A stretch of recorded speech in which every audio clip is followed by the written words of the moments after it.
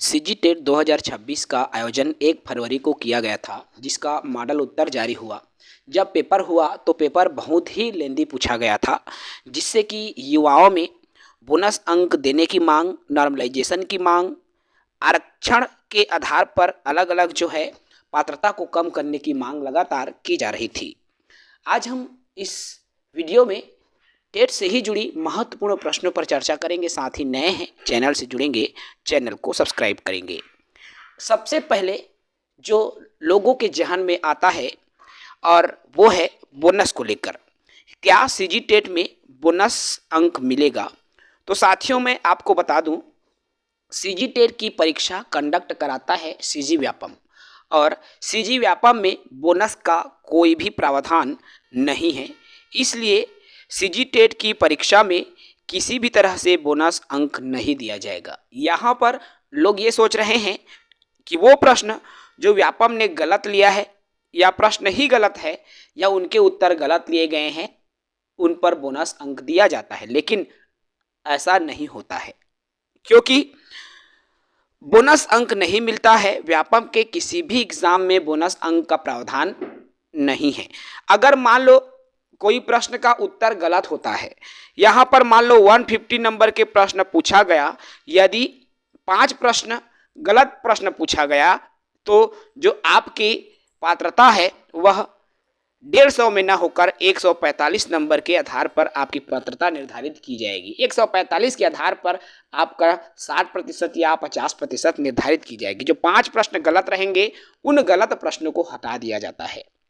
इसी तरह से दावा आपत्ति की भी अगर मैं बात करूं कि इस बार जो है कितने प्रश्नों पर दावा आपत्ति लगेंगे और कितने अंक बढ़ सकते हैं, तो दोस्तों मैं आपको बता दूं, कम से कम 10 प्रश्न, चाहे वो प्राइमरी हो चाहे वो अपर प्राइमरी हो।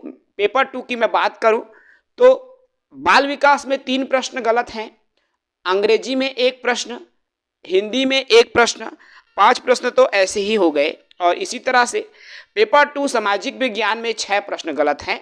और इसी तरह से गणित में भी अगर आप देखोगे तो 8 से 10 प्रश्न जो है आपको सभी वर्गों में पेपर 1 पेपर 2 दोनों में जो है गलत मिलेंगे। अब इन प्रश्नों में बोनस नहीं दिया जाएगा, बल्कि आप जो है जिन प्रश्नों में दावा आपत्ति करते हैं, अगर वो सही पाया जाता है और व्यापम द्वारा अगर उनका उत्तर गलत लिया गया होगा तो उनमें बदलाव संभव है। अर्थात फाइनल रिजल्ट जब जारी होगा दोस्तों, तो आपके 5-6 नंबर तक बढ़ने की उम्मीद है। जी हाँ, क्या आरक्षित 71-70 नंबर वाले पास हो जाएंगे? तो बिल्कुल।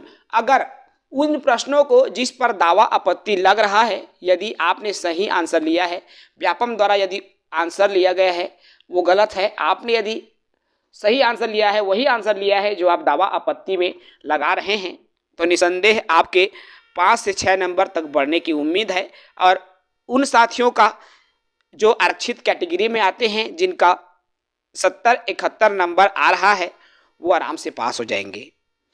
लेकिन यहाँ पर मैं बात करूं, जिनका 10 नंबर कम हो रहा है, उनको पास होने की उम्मीद बहुत कम है। आरक्षित के अलावा अनारक्षित यूआर की बात करूं, जिनका 85-86 बन रहा है, उनकी भी जो है पास होने की उम्मीद है, क्योंकि 5-6 नंबर तक बढ़ने की उम्मीद इस बार लग रही है। तो 70-71 वाले टीटी की परीक्षा आराम से निकाल लेंगे, 85-86 वाले यूआर कैटेगरी में भी पास हो जाएंगे। बात करूं मैं नॉर्मलाइजेशन को लेकर, भले ही कितना भी कठिन एग्जाम रहा हो व्यापम का, चाहे लेंदी क्वेश्चन रहा हो, लेकिन जिस तरह से व्यापम में बोनस अंक का कोई प्रावधान नहीं होता है, ठीक उसी तरह से व्यापम में नॉर्मलाइजेशन का कोई भी प्रावधान नहीं है। ये प्रावधान केंद्र में रेलवे जैसे एग्जाम्स में लिया जाता है नॉर्मलाइजेशन को, क्योंकि वो एग्जाम कई चरणों में होता है, और जिन चरणों में कठिन पेपर होता है फिर उनको नॉर्मलाइजेशन के आधार पर अंक में कमी या वृद्धि हो जाती है। लेकिन सीजी टेट की परीक्षा में नॉर्मलाइजेशन का कोई भी प्रावधान नहीं है। तो जिन साथियों ने टीटी की परीक्षा पहले से उत्तीर्ण कर लिया है, उनको तो टेंशन की बात नहीं है। लेकिन ऐसे साथी जिसने अभी तक एक बार भी टीईटी उत्तीर्ण नहीं किया है और इस बार की टीईटी में वो एक उम्मीद रख कर चल रहे थे कि मैं इस बार पास हो जाऊंगा तो छत्तीसगढ़ शिक्षक भर्ती 2026 5000 पदों पर भर्ती के लिए मैं भी अपने आप को स्थापित कर सकता हूं। तो 70-71 वाले आराम से निकल जाएंगे, क्योंकि 5-6 नंबर तक बढ़ने की उम्मीद है। 85-86 वाले भी उम्मीद है कि वो निकल जाएंगे, अगर उन्होंने उन्हीं प्रश्नों को सही किया होगा जो दावा आपत्ति में सही लिया जा रहा है। और जिनका 10 नंबर 12 नंबर से छूट रहा है, 60-65 नंबर वाले बिल्कुल उम्मीद ना रखें, क्योंकि उनके निकलने की जो संभावना है वो बहुत कम होगी दोस्तों। तो ये टेट से जुड़ा हुआ मुद्दा था और इस पर मुझे वीडियो बनाना जरूरी था, क्योंकि काफ़ी समय से मैं टीटी को लेकर वीडियो नहीं बनाया था और सवाल भी यहाँ निकल कर आ रहे थे। इस वजह से मैं टीटी को लेकर, टीटी के मुद्दे को लेकर वीडियो बनाना मुझे ज़रूरी लगा, इसलिए मैं आप तक ये वीडियो साझा किया हूँ। सभी साथी जिनका कुछ अंकों से छूट रहा है, आई होप वो सभी साथी पास हो जाए, ये मेरी आशा है, शुभकामनाएं हैं, ताकि वो भी शिक्षक भर्ती की तैयारी कर सकें।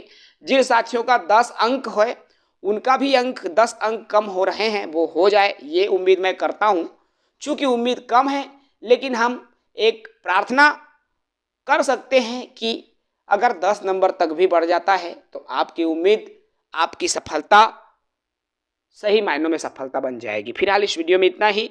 आप सभी साथी टीटी का वेट कर रहे हैं रिजल्ट का, और जिन साथियों का टीटी पास का रिजल्ट है, मार्कशीट है, वो शिक्षक भर्ती की लगातार तैयारी करते रहें, क्योंकि इस बार कंपटीशन हाई होने वाला है। अगर आप प्राथमिक शाला के लिए तैयारी कर रहे हैं तो भी आपको जो है बम्पर लेवल पर कंपटीशन देखने को मिलेगा। इसके अलावा अगर आप अपर प्राइमरी में हैं तो विषयवार तो कंपटीशन प्राइमरी के तुलना में भी ज़्यादा इस बार होने वाला है। कला संकाय में आपके सामाजिक विज्ञान सर्वाधिक रहेगा और गणित में भी आपको हाई कंपटीशन देखने को मिलेगा। इसके अलावा हिंदी की बात करूं, हिंदी में थोड़ा सा कम रहेगा। सबसे कम अगर मैं बात कहूं तो आपके संस्कृत विषय में कंपटीशन रहेगा सबसे कम। संस्कृत के बाद थोड़ा हाई कंपटीशन अंग्रेजी के लिए रहेगा, उससे भी हाई कंपटीशन आपको हिंदी विषय में देखने को मिलेगा, और उससे भी हाई कंपटीशन आपको मिलेगा सामाजिक विज्ञान में। दोस्तों, अगर मान लो 8000 संस्कृत के लिए फॉर्म जाता है तो 15000 आपके अंग्रेजी के लिए जाएगा, 25 से 30,000 हिंदी के लिए जाएगा, और 50,000 के आसपास फॉर्म आपका, 40 से 50,000 फॉर्म जो है सामाजिक विज्ञान के लिए जा सकता है, क्योंकि सामाजिक विज्ञान में सर्वाधिक फॉर्म जाने की उम्मीद है। इसलिए अपनी मेहनत को और अच्छे से कीजिए। टीटी के आप रिजल्ट से, टीटी के प्रश्नों से एक सीख ले सकते हैं कि आगे किस तरह के क्वेश्चन आपसे पूछे जाएंगे। पढ़ने के तरीके बदलिए, क्योंकि अब जो है कथन कारण बेस्ड क्वेश्चन आएगा, स्टेटमेंट बेस्ड क्वेश्चन आएगा, क्योंकि विविध एग्जाम्स में, चाहे हम सी टेट की बात करें, चाहे स्टेट टेट की बात करें, अब इसी तरह के सवाल पूछे जाने लगे हैं। तो आपकी तैयारी भी इसी तरह के पैटर्न को लेकर हो, ताकि आप बेहतर परफॉर्मेंस दे सके और आपकी चयन शिक्षक भर्ती में हो सके। यही शुभकामना श्रीजी आप एजुकेशन आप सभी को देता है। जय हिंद, वंदे मातरम।